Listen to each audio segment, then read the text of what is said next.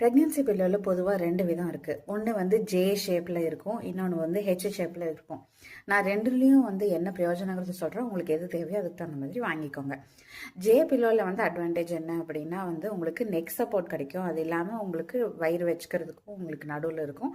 Plus கால்களுக்கு நடுவுலையும் நீங்கள் அதை கொண்டு போய்க்கலாம் அந்த தலானியை. ஸோ லெக்குக்கும் சப்போர்ட் இருக்கும்.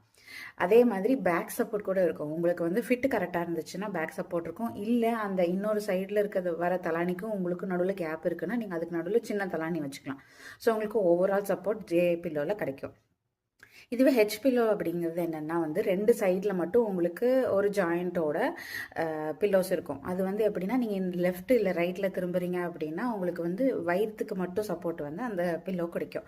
இதில் வந்து சில இதில் ஆப்ஷன்ஸ் இருக்கும். அப்படின்னா வந்து ஒரு சைடை நீங்கள் வந்து டிஸ்கனெக்ட் பண்ணிவிட்டு நீங்கள் வந்து ஒரு லாங்கான ஒரு பில்லோ வச்சுக்கலாம். லாங் பில்லோவும் கிடைக்கும் அதில் ஆக்சசரிஸாக சில சமயத்தில்.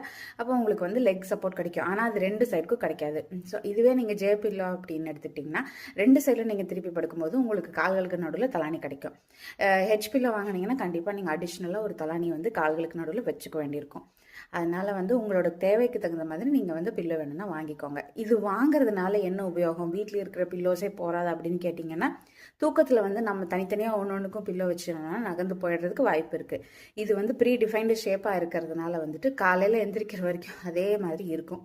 நாம் காலையில் வரைக்கும் எந்திரிக்காமல் இருக்க மாட்டோம், ஆனால் தலானி மூவ் ஆகாமல் இருக்கும்.